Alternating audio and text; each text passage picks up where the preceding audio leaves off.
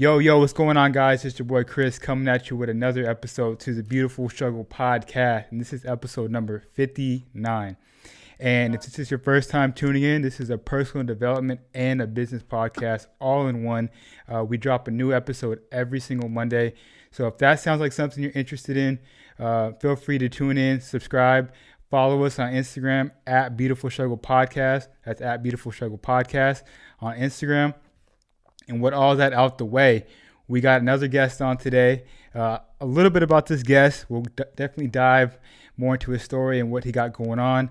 He's an entrepreneur, real estate investor, owner of a 7-figure real estate company, also the owner of a Better Way podcast, just a young hustler with an incredible story, always trying to get to the bag. We got Jay Monopoly on, everybody. I appreciate you, my brother. I appreciate you having me on, man. Yes, sir. Yes, sir. How you doing, bro? I'm doing amazing, bro. How you doing, Yeah. man? Man, I'm doing good. I see you in Southern California and San Diego working, enjoying that weather. Yeah, bro. You cannot beat SoCal weather, bro. I don't care where Yeah. you're at, bro. You can't beat SoCal weather. How does it compare from, because I know you in Tampa, Tampa and Cali weather. Tampa's humid as hell, bro. Yeah. There's no comparison. This weather right here, I swear, is the perfect weather in the world, bro. I've been a lot of places, bro, and San hmm Diego has the best weather in the world, bro. No Best weather. question.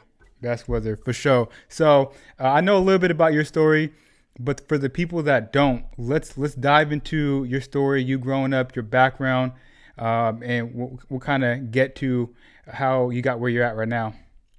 Yeah, for sure. You know what's crazy, man? It's dope that you asked me that, bro, because just yesterday, literally just last night, I actually had the opportunity to reflect on some of my upbringing, bro. Because Okay. sometimes we forget to look back and see how far we Yeah. came. We go And straight into business, straight into how we got money or how we're making money and whatnot. facts, bro. And yesterday, I actually got to meet up with somebody that I haven't seen since I was 16 years old, Hmm. who happened to be out here in San Diego at the same time as Dope. me. So I Dope. was like, oh, let's meet up, let's link up. We linked up and we were talking about, our upbringing. So I was born in the Bronx. So I grew up in Queens though, in Woodhaven specifically, right? Um, I came from a working class family, not lower class. No, I'll say working class, My parents was both Ecuadorian. They believed in hard work, that was Hmm. their thing. So all of the bad shit I did in my life, oh my fault. Can I curse on this? Go ahead, do you, bro? It's all good. I gotta ask somebody. I hopped on Do a you? podcast where they were like, "Oh." I was like, Nah, do "Oh." you, bro? It's all good. No, man. So I had to, all the bad shit I did on my own. Hmm. I did a lot of bad stuff on my own. So just to get real deep, it's funny. I never really talk about this side of it, But since you Hmm. asked, and since it's something I really talked about recently, man, I got involved with like just bad stuff growing up, man. I was always the youngest one out of everybody. I was the youngest cousin, I was the youngest brother, and so I always felt like I had to do way more to make myself feel like I belonged. Hmm. So I got involved with like gangs when I was 14 years old. It's crazy. The person I was with yesterday, we were talking about things like that, and I was just doing really bad stuff, bro. Like when it's all said and done, gangs, helping people sell, Hmm. stuff that we shouldn't be selling. Yeah. Got you. I got you.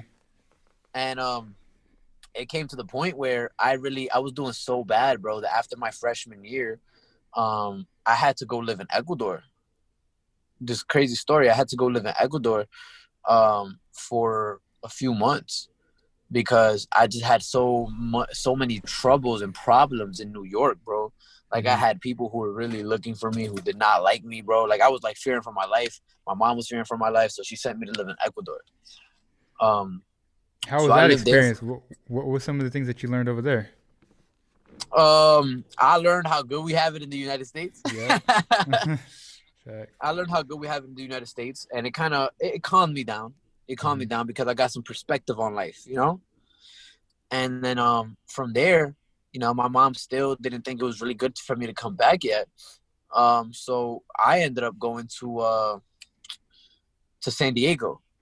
So Mm. that's actually how I met my partner Levi. So my sophomore year, I ended up coming to live with my sister out here in San Diego, and you know, it was a real culture shock for me, right? Mm. I grew up in New York, bro. Like, I grew up, my high school, I used to have to go through metal detectors to go to school. Mm. I used to have to go through metal detectors to go inside the school. I couldn't bring my phone into school. You know, people were getting stabbed at school. So being in San Diego was a what the Yeah. hell? Y'all just Yeah. walking around with your phones out here?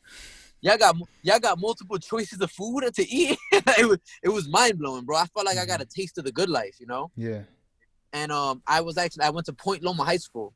For anybody in San Diego, y'all already know where that's at. It's like there's a lot of military kids to go there. So I associated the good life with the military. I was like, oh, if you go to the military, you have a good life. So I guess that's where I got that in my brain. And then I went back to New York. After that, I went back to New York my junior year. And it's almost like I completely forgot what San Diego was like. And I felt like I had to catch up on all the bad stuff that I missed. So Wow. I immediately went to, started messing up again. And after my junior year, I realized I wanted to join the military. So I did the paperwork to enlist, and I wanted to get out of there so bad, bro, that I ended up graduating my senior year early, bro.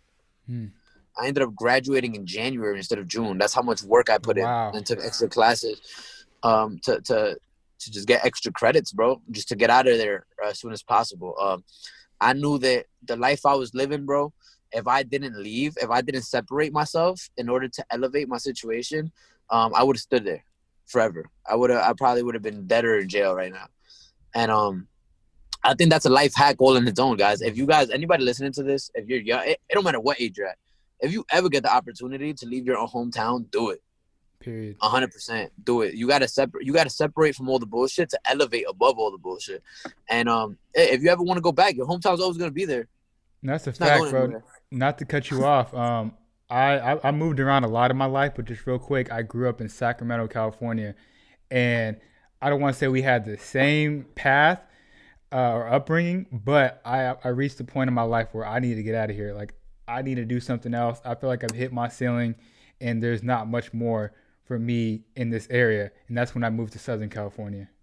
Exactly, and that's Yeah. that's the thing, bro. People don't realize how much of a life hack it is to Oh really yeah. just be able to leave, you know. Yep.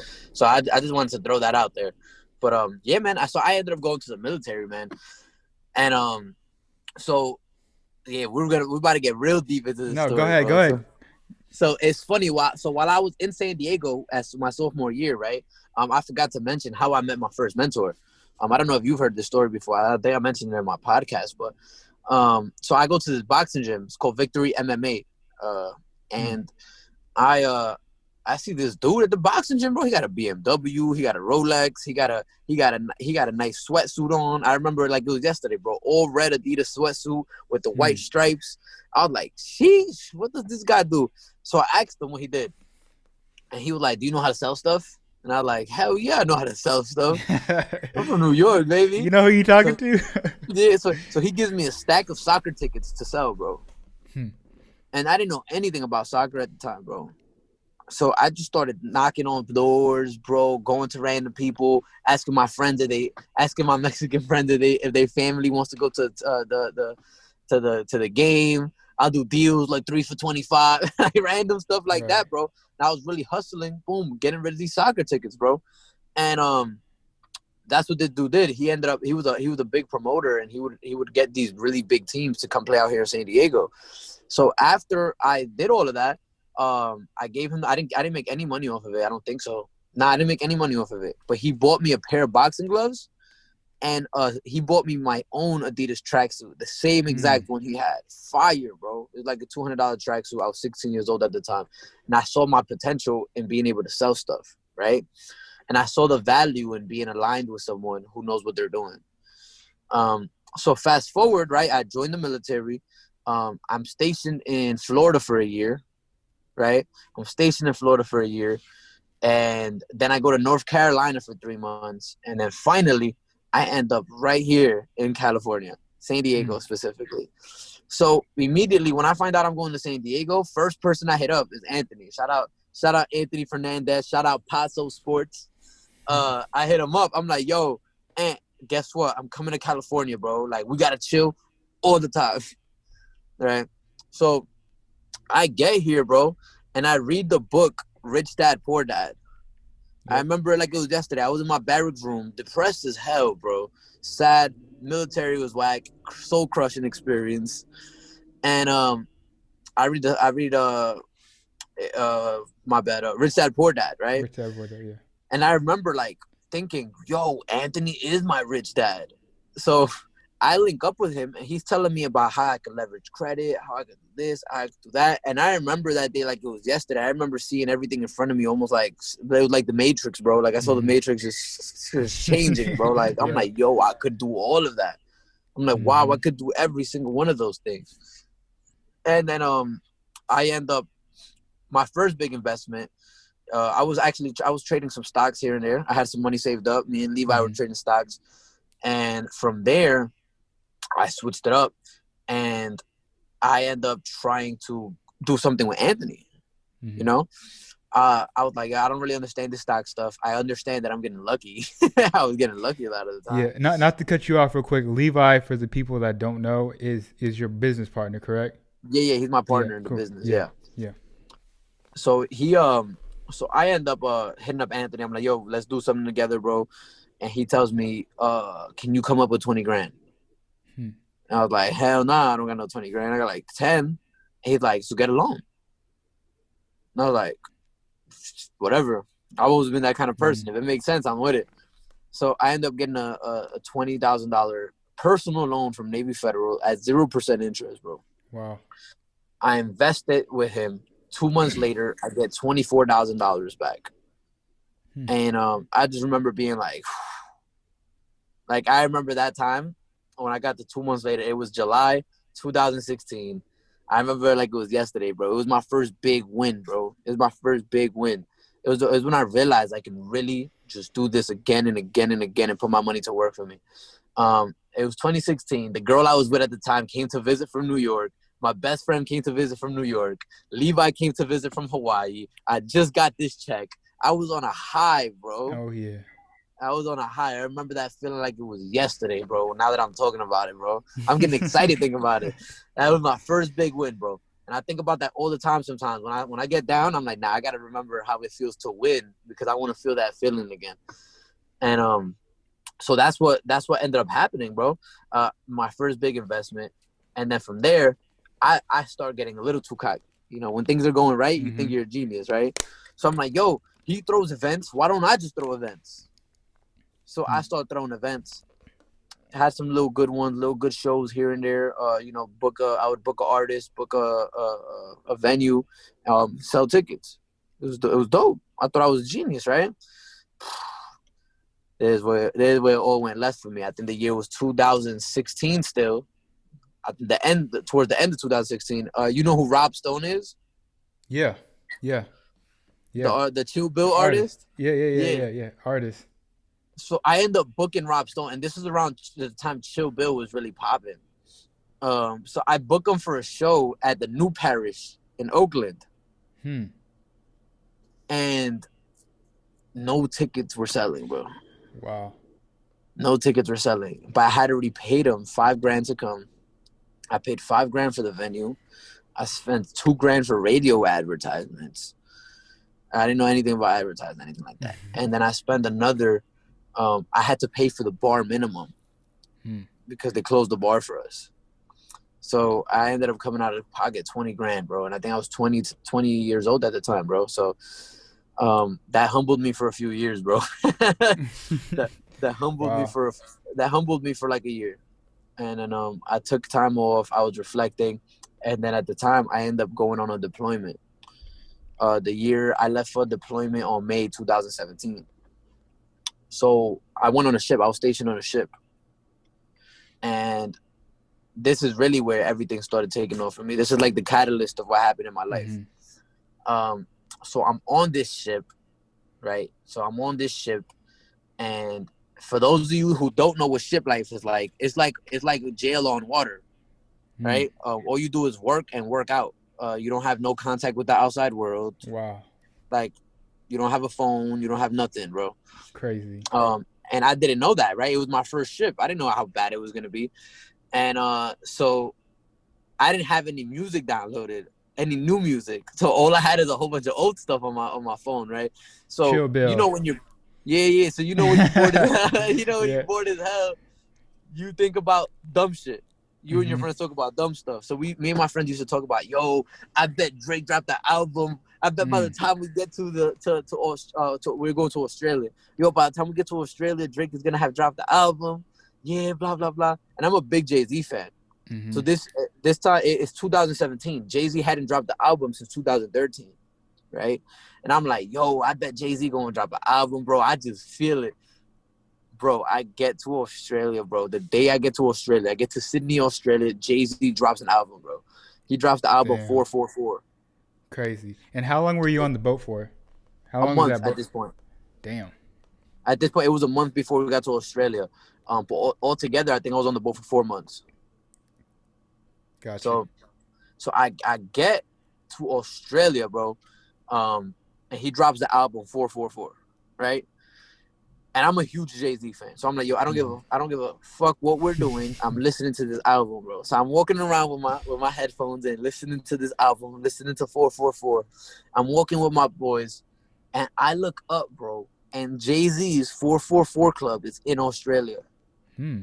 Literally, the same, like the logo Mm-hmm. of the club is the album cover. Yep.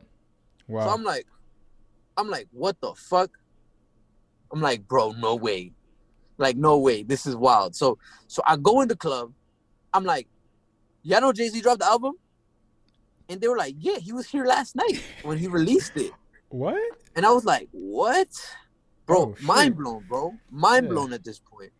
I'm like, get the fuck out of here, bro. I'm like, there's no way this is happening, bro. So I'm a huge Jay-Z fan, bro. Huge Jay-Z fan. You know, he Mm-hmm. went from the projects to a billionaire, bro. Mm-hmm. So I get to my hotel that day, and I immediately Google books that Jay-Z has read. That's a lesson all in his own right there. If Yep. you know somebody that has the results you want, do what they do. Listen to what they listen to. Read what they read. Walk like they walk. Talk like they talk. Right? Yep. So I'm like Googling books that Jay-Z has read, and it pops me up to his Oprah Winfrey interview. And the first book was The Celestine Prophecy. Mm-hmm. Celestine Prophecy, where he talks about how nothing in your life is a coincidence. Mind you, I'm reading this book as I had just went through a crazy coincidence, right? Mm-hmm. So at this point, I get back on the boat. I'm reading this book, fell in love with it, bro. And it just talks about how nothing in your life is a coincidence, right? Everything that happens in your life that seems like a coincidence is actually the universe pushing you closer towards your life purpose for what you're meant to accomplish on this earth, bro. Which is Wow. crazy ass concept, right? So I read that book and I'm like, wow, that book was powerful. So it's crazy, right? What comes after this is crazy. So my boy Nin, which is funny, I was actually with him last night. So my boy Nin, he had a real estate book for some reason. He don't even do real estate. So he had a real estate book, and I'm like, hey, bro, like, you know, can I read your book? Like, I'm all out of books to read. And he's like, yeah, no problem. So I read the book. I didn't understand anything at all. Only thing I understood is this one thing, is that a lot of millionaires are made through real estate. Right? So I'm like, all right, cool. 2 weeks later, or not, a few days later, I think it was, we get to Australia again. We went to a different part of Australia. Mm-hmm. We went from Sydney to Melbourne, right? But the way the ship goes, it has to do a bunch of crazy stuff, blah, blah, blah. So it took us another 3 weeks to get there. We get there, bro. I didn't even post anything. I didn't tell nobody I was in Australia. Nothing, bro. Levi calls me. My partner Levi calls me. I pick up. First words that come out of his mouth are, yo, bro, we got to get started in real estate. Wow. After I just read a book, Nothing's a Coincidence, I read a real estate book. This dude calls me and tells me we got to get started in real estate. Bro, mind blown. Mind blown. Mind blown. I was all in. I said, yo, bro, I'm in, bro. I'm in. You don't got to explain what I got to do. Just tell me what I have to do. So we didn't know anything about real estate at this time. So he was like, we ended up paying for one of those really expensive seminar things, bro. So we ended up splitting like a 40 grand program, bro, 2020. Wow. Yeah, and then 3 months later, though, I don't regret it. Did I get Hmm. overcharged? Absolutely. Was it a scam? And that's up for grabs. But what I did get is I had my first flip within 3 months. My first fix and flip, which I made about 40 grand. But now I had the knowledge on how to do it again and again and again and again and again and again. Hmm. And that's really how my real estate journey started, man. That's how I ended up to where I am right now, bro. Crazy. Did Levi ever hit you up and tell you why? Like what made him call you and like about real estate? Did you ever? Yo, yeah. So he was going through a couple coincidences in his life as well, bro. It's Mm, like it all aligned. While I was on deployment, he actually had a plan. So he's an aircraft mechanic by trade at the got time, you. right? And he had goals to he actually had goals to go be a private contractor in Afghanistan or something like that. Hmm. They make 180,000 a year clean. So he had goals for that. And what ends up happening is he he tore his ACL playing basketball, bro. Mm. So he couldn't go to work. So since he couldn't go to work, one day on his free time, he went to the small business expo where they were talking about real estate. So it all like Hmm. aligned, bro. Yeah, yeah. Wow, that's crazy. That's crazy. So, um, I actually haven't read that book just yet. It's on my list of books I want to read. But I heard you speak about it a little bit more. You dove into it, and you were saying that life is not full of coincidence and kind of how everything happens for a reason. But if you don't act on those signs and those things that I guess the universe is throwing at you, then you're kind of shooting yourself in the foot. And you said that you get less and less of them. Is that what it says in the book? Yeah. So yeah, So. bro. So that's what it talks about in Mhm, the book, bro. That if the less you act on those, the more it stops happening. You know. mhm. Wow, that's crazy. All right, so you guys go into real estate, and you brought out something that was pretty. I think it was a gem in itself. You said that you made about $40,000. That money you put right back into real estate. Most people, they come up on $40,000, especially where we come from. They want to go ball out and go crazy, right? But what you did, you put it right back into real estate, and you said something super important. You said, but now you had the knowledge on how to do it over and over again. And most people, they would rather take the money rather than the knowledge that you would get, right? They see the money Yeah. they want to spend, they go crazy. But in fact, that knowledge is worth way more than that $40,000. Yeah, because once you have the skill set, that's what people. A skill set means that you're able to duplicate that action. It means you're Yep. able to teach somebody else how to duplicate that action. That's Yep. an action you could pass on to your kids. Those 40 grand you could spend it in. I could spend 40 grand this weekend if I wanted to, bro. Mm-hmm. Mm-hmm. Yeah, Right? absolutely. I mean, But yeah. the knowledge stays there forever. Mm-hmm. Yeah, absolutely. So now you guys go into business together. Um, you guys start off flipping and you go into wholesaling, right?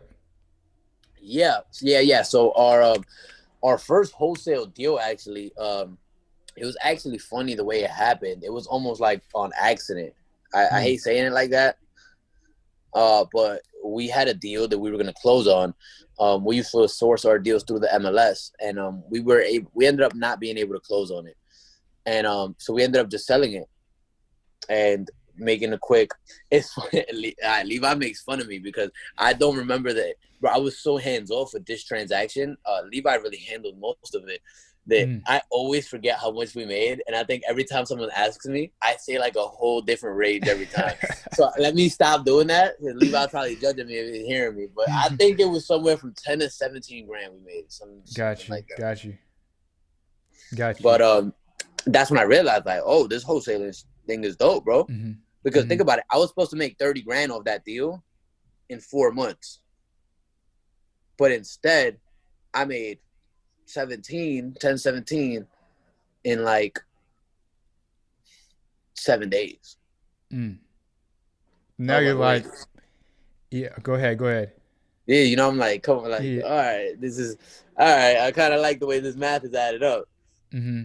So for the people out there that don't know what wholesaling is, let them know what it is and what let them know that transition from flipping to starting a wholesaling company. Exactly what you guys were doing.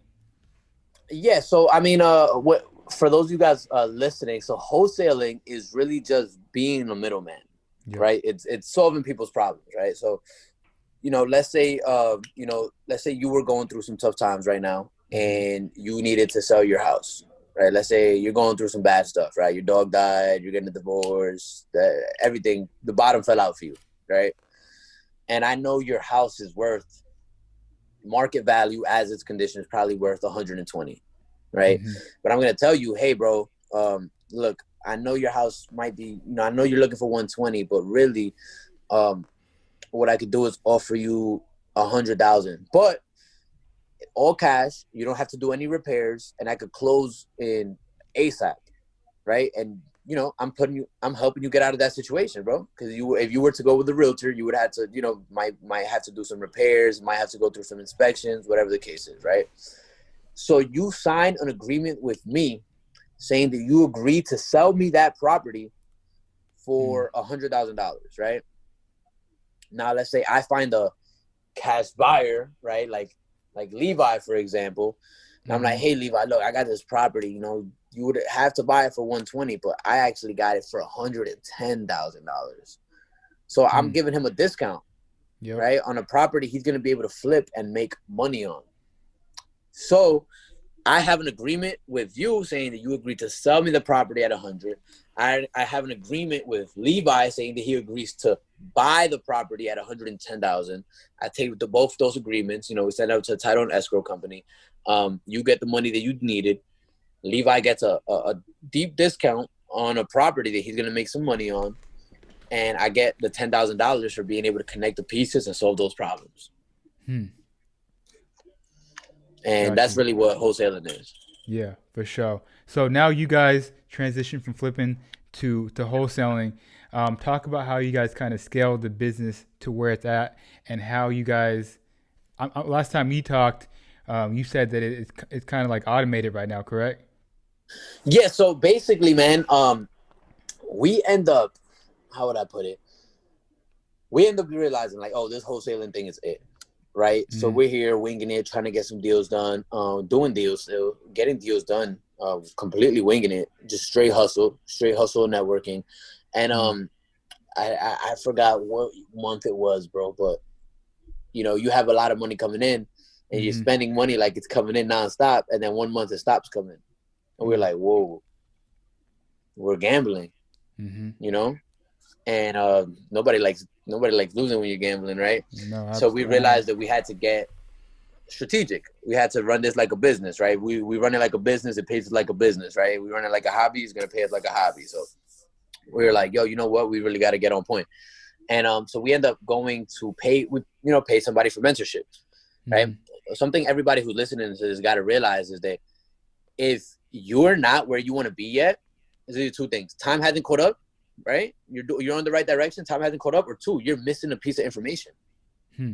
right? Because if you weren't missing a piece of information, you'd be there already, Right. right? So I Yep. realized I was missing a few pieces of information, and I had to go get. So I ended up paying.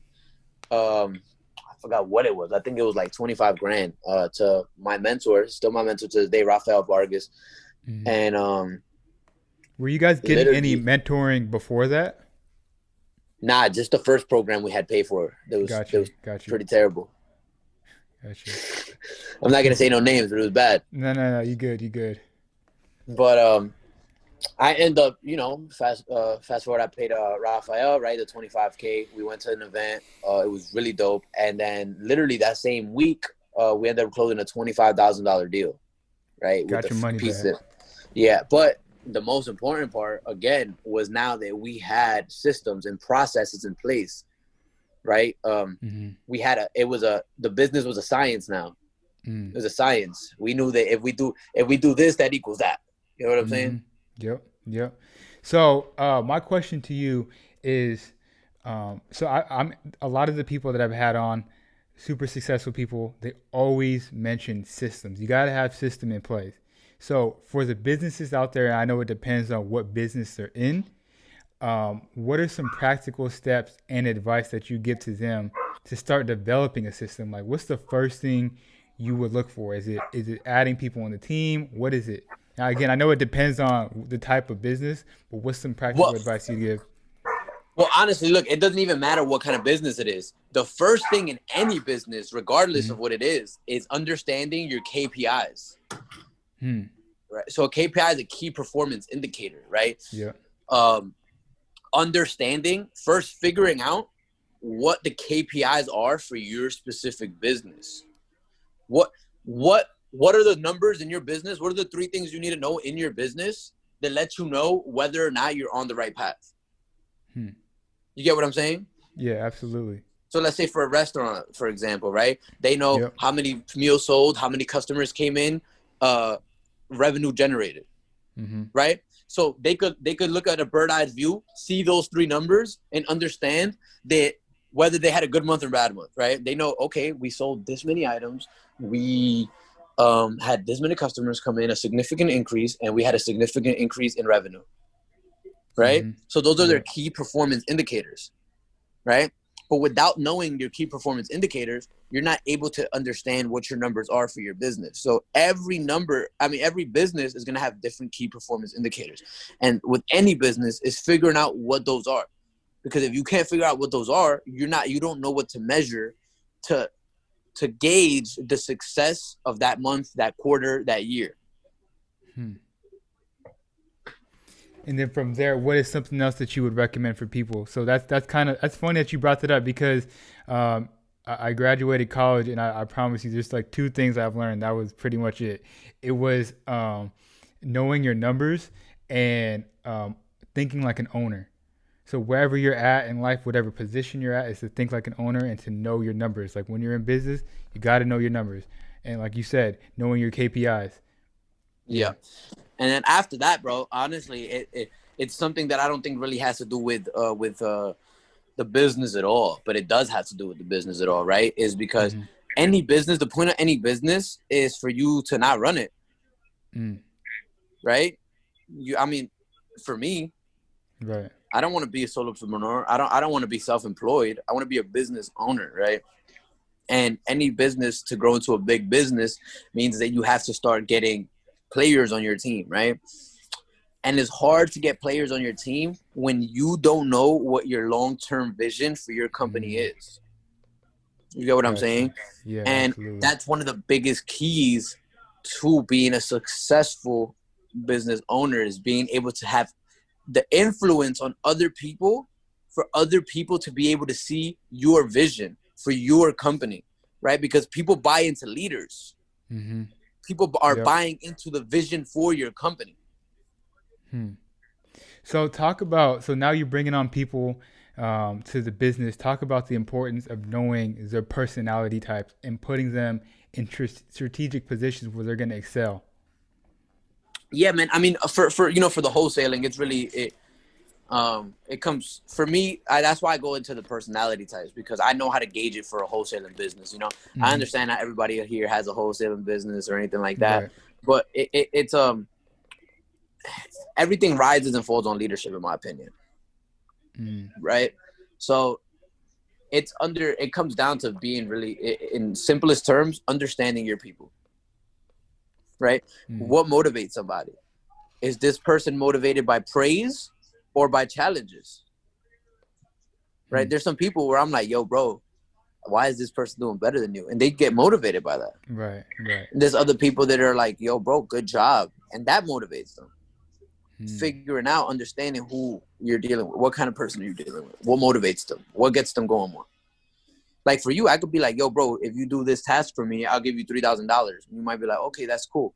Right? Or I could be like, yo, bro, if you do this task for me, I'll buy you a Rolex. It's $3,000. The Rolex, I could Mm. get it for $3,000.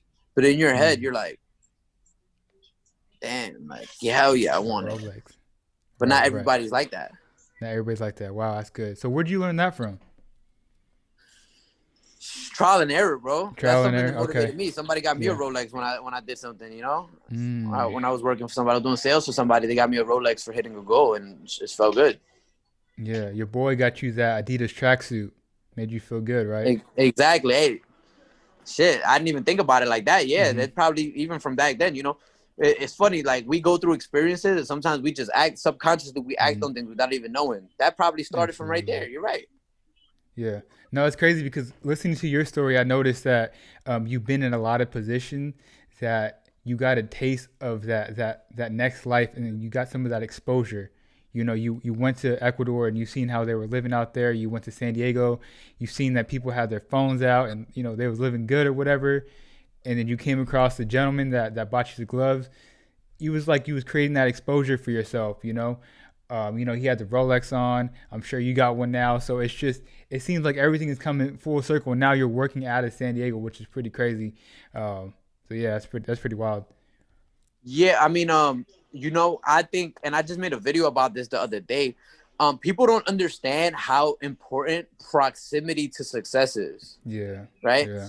Being able to be in close relationship with success constantly is a Mm-hmm. major key. If you want to be successful, figure out a way to get around successful people.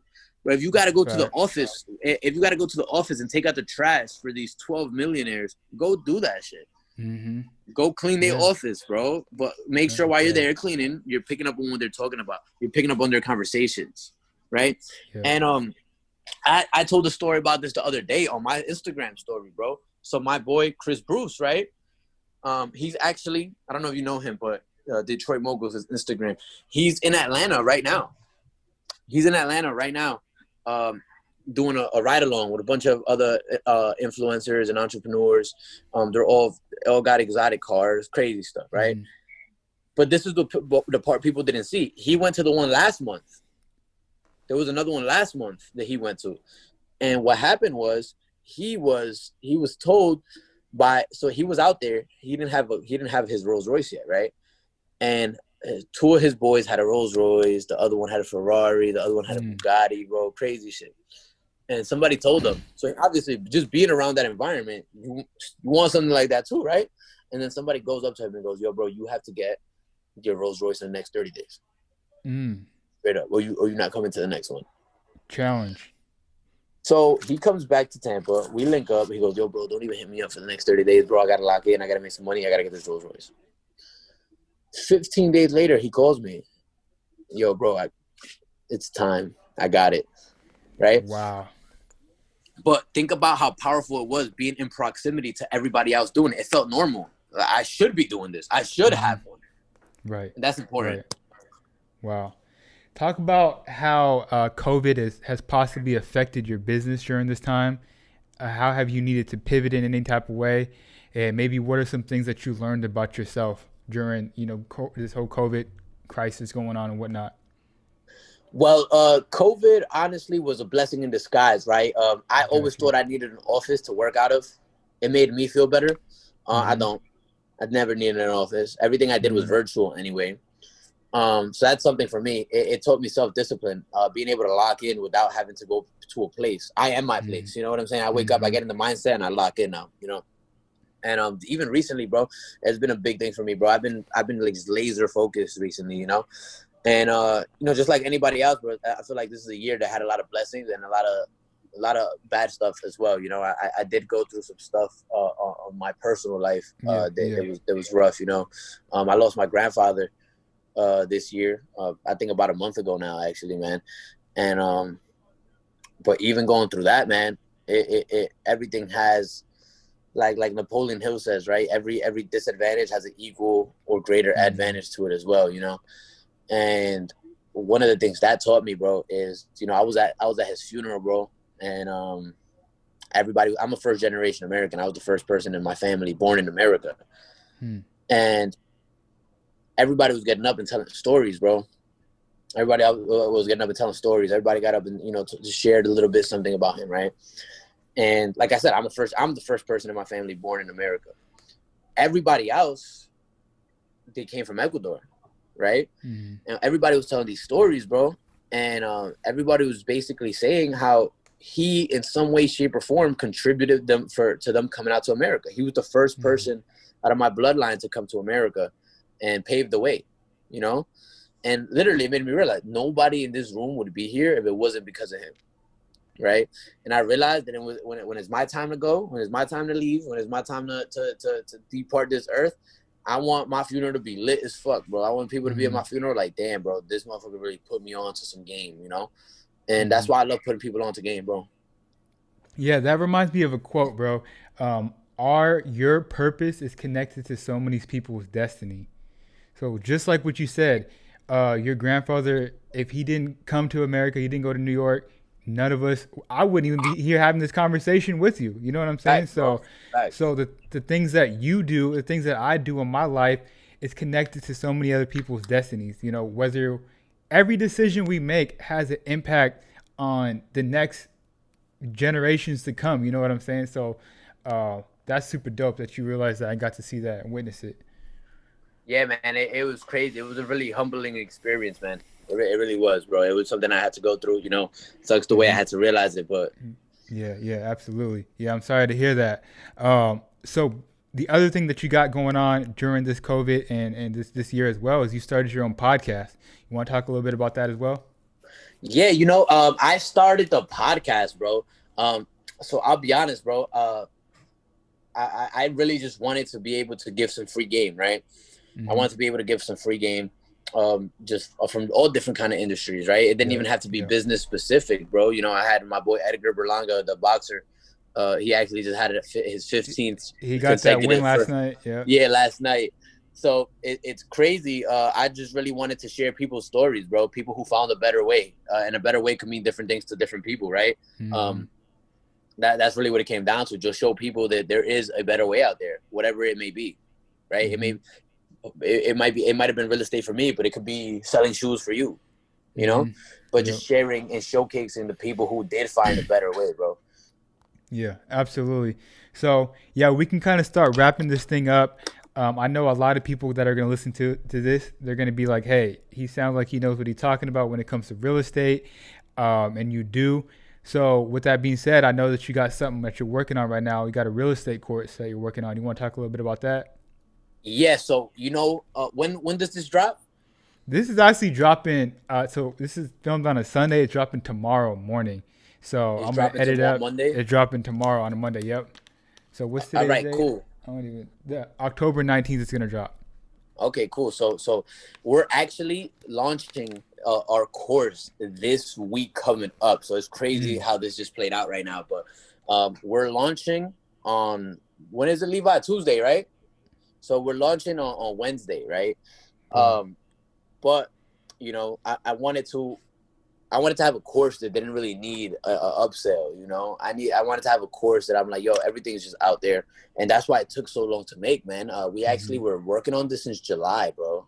Mm. Yeah, so we've been working on this since July, putting it together, make sure we didn't miss anything, make sure everything was done the right way. So, um, we are doing the pre-sale till then, so we do have a pre-sale price. We have a cheaper price, but you know what, man? What's your podcast called again, bro? The beautiful struggle.